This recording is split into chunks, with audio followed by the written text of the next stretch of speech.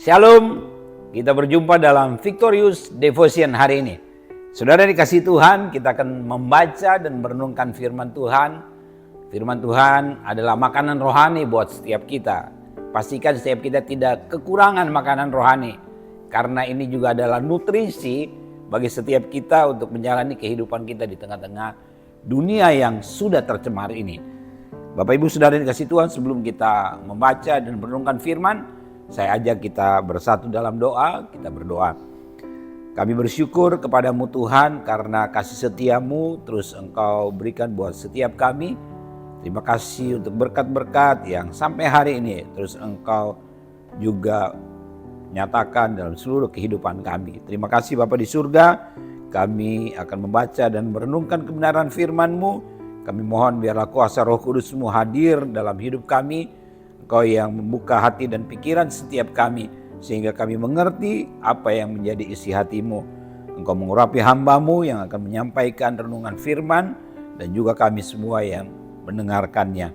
Terima kasih Bapa di surga, kami berdoa dalam nama Tuhan Yesus. Haleluya. Amin. Saudara yang kasih Tuhan, pagi hari ini saya mengajak kita untuk merenungkan firman Tuhan yang terambil dari kitab 1 Tesalonika pasalnya yang keempat ayatnya yang ketujuh. 1 Tesalonika pasalnya yang keempat ayatnya yang ketujuh, demikian firman Tuhan. Allah memanggil kita bukan untuk melakukan apa yang cemar, melainkan apa yang kudus. Sekali lagi saudara, Allah memanggil kita bukan untuk melakukan apa yang cemar, melainkan apa yang kudus. Nah, judul renungan firman Tuhan pada hari ini adalah jangan cemar. Jangan cemar, saudara dikasih Tuhan. Memang ini harus diingatkan berulang-ulang, saudara. Bukan hanya pada saat topik bulan ini, berani hidup benar di dunia yang tercemar. Tapi ini menjadi peringatan buat setiap kita supaya kita menjadi orang-orang percaya yang betul-betul berkenan kepada Tuhan. Ya, Tuhan itu berkenan kalau kita tidak hidup cemar. Tuhan itu berkenan kalau kita hidup kudus.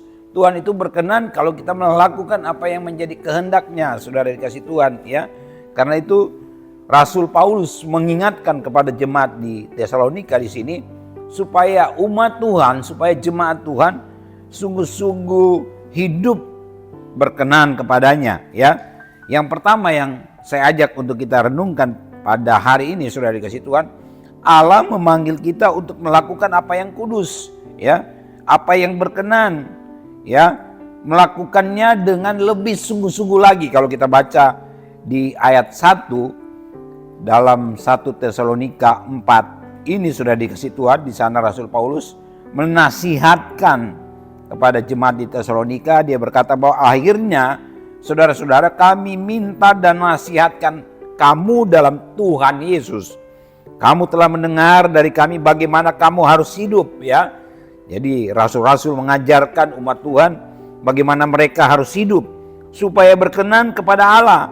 Hal itu memang telah kamu turuti. Jadi jemaat Tuhan sudah turuti. Tetapi baiklah kamu melakukannya lebih sungguh-sungguh lagi. Nah, itulah yang berkenan bagi Tuhan, ya, saudara dikasih Tuhan. Jadi kita mari tingkatkan kehidupan kita yang lebih lagi di dalam Tuhan, ya. Kita sudah berani menolak dosa, berani hidup benar, berani hidup kudus, saudara dikasih Tuhan. Tapi biarlah itu kita tingkatkan lebih lagi dan lebih lagi, saudara dikasih Tuhan. Karena itulah yang memang Tuhan kehendaki buat setiap kita, ya. Saudara dikasih Tuhan, karena itu pada hari ini kita diingatkan untuk tidak hidup cemar, ya. Tidak hidup cemar itu artinya hidup kudus. Hidup kudus itu artinya hidup menjauhi hawa nafsu, saudara dikasih Tuhan. Menjauhi percabulan, menjauhi tipu muslihat, menjauhi hal-hal yang menyakiti hati Tuhan. Ya, kita harus jauhi itu. Makanya juga Rasul Paulus menasihatkan kepada Timotius dalam 2 Timotius 2 ayat 22. Dia berkata bahwa sebab itu jauhilah nafsu orang muda, ya. Biarlah umat Tuhan kita semua menjauhi nafsu orang muda. Nasihat ini bukan hanya untuk orang muda, tapi ada juga orang-orang tua yang usianya sudah lanjut, usia sudah banyak, sudah dikasih Tuhan. Ternyata punya nafsu seperti anak muda, seperti orang-orang yang hidup di luar Tuhan. Nah ini memang harus betul-betul kita ingat, kita tanamkan dalam diri kita. Ya semakin kita punya umur banyak, semakin kita lanjut usia sudah dikasih Tuhan, biarlah kita juga semakin bijak, semakin hidup berkenan di hadapan Tuhan. Karena ya bukan soal tua dan muda, siapapun dia sudah dikasih Tuhan, mau itu anak-anak kah, mau itu orang tua kah, atau orang yang setengah tua kah, semua harus hidup berkenan, semua harus hidup menjauhi kecemaran, saudara dikasih Tuhan. Makanya di sini dikatakan, sebab itu jauhilah nafsu orang muda, kejarlah apa, saudara dikasih Tuhan? Keadilan, apalagi kesetiaan, apalagi kasih dan damai bersama-sama dengan mereka yang berseru kepada Tuhan dengan hati yang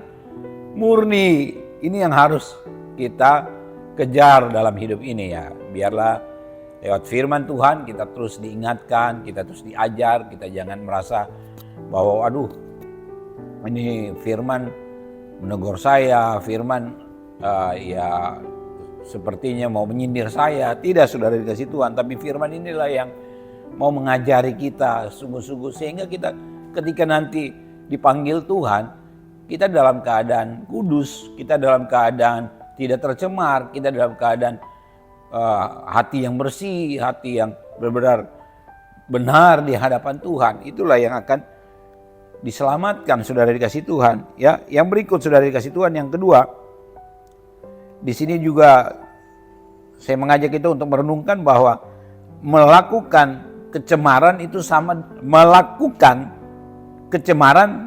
dengan menolak Tuhan. Ini ayat yang ke-8 dari 1 Tesalonika 4 ayat yang ke-8 dikatakan di sana. Karena itu siapa yang menolak ini bukanlah menolak manusia, melainkan menolak Allah yang telah memberikan roh, juga rohnya yang kudus kepada kamu. Jadi kalau kita menolak untuk hidup benar, kalau kita hidup dalam kecemaran, itu sama dengan kita menolak Tuhan. Ini nasihat memang dari Rasul Paulus kepada jemaat di Tesalonika. Jemaat di Tesalonika tidak bisa berkata bahwa itu kan perkataan Paulus, itu kan kata hamba Tuhan, itu kan kata pendeta, itu kan kata gembala, itu kan kata ini, itu, dan lain sebagainya. Saudara dikasih Tuhan, Paulus alat Tuhan. Paulus adalah hamba Tuhan yang Tuhan pakai untuk menyampaikan kebenaran. Nah, begitu juga dengan kami yang memberitakan firman, kami menyampaikan apa yang Tuhan sampaikan kepada jemaat-jemaatnya pada waktu ya zaman Paulus. Tapi ini juga masih sangat relevan buat setiap kita orang-orang yang hidup di dalam Tuhan hari-hari ini. Ya kalau kita sudah ambil keputusan percaya Tuhan, ambil keputusan ikut Tuhan, hidup kita ya harus sama seperti Kristus hidup. Ya, hidup kita harus seperti yang Tuhan mau, yang Tuhan kehendaki. Karena itu sudah dikasih Tuhan, tidak henti-hentinya kami mengajak semua jemaat Tuhan, mengajak kita semua ya termasuk kami juga, untuk sungguh-sungguh tidak hanya menyampaikan firman Tuhan, tapi kami juga harus tunjukkan itu dari cara hidup kami, termasuk juga ya hidup dalam kekudusan, hidup tidak melakukan kecemaran. Karena ini memang sesuatu yang benar-benar Tuhan tuntut dari kita. Tuhan itu menuntut kita, menuntut itu artinya benar-benar tidak ada tawaran. Ini maunya Tuhan, ini kehendaknya Tuhan, ini yang harus kita lakukan. Tidak ada tawaran, sudah dikasih Tuhan, supaya kita hidup benar gitu ya. Hidup benar di tengah-tengah dunia yang tercemar. Ya kita jangan takut, jangan khawatir. Ada Tuhan yang bersama dengan kita, ada Tuhan yang akan memampukan kita, ada Tuhan yang terus menopang hidup kita. Sehingga saya percaya kalau ini kehendak Tuhan, Tuhan pasti akan memampukan kita. Walaupun mungkin ada orang-orang yang akan mengucilkan kita, ada orang-orang yang akan meninggalkan kita, ada orang-orang yang tidak akan suka dengan kita karena kita punya komitmen untuk hidup benar, hidup tidak cemar. Ya kita nggak usah peduli dengan penilaian orang, tapi kita fokus saja dengan apa yang Tuhan mau, apa yang Tuhan tuntut dari kehidupan kita. Karena itu sudah dikasih Tuhan, biarlah setiap kita ambil keputusan untuk tidak cemar. Demikian Victorious Devotion kita, saudara dikasih Tuhan. Saya ajak kita untuk bersatu dalam doa. Terima kasih Bapa di surga, kami sudah membaca, merenungkan firman-Mu. Biarlah Tuhan terus memampukan kami untuk hidup berkenan di hadapan-Mu. Dan kami tidak melakukan hal-hal yang cemar dalam hidup ini, sehingga kami terus akan menjadi orang-orang yang Engkau kasihi. Terima kasih Bapa di surga, terima kasih Tuhan, kami bersyukur pada pagi hari ini. Dalam nama Tuhan Yesus, haleluya. Amin. Demikian Victorious Devotion hari ini. Salam kemenangan, Tuhan Yesus memberkati.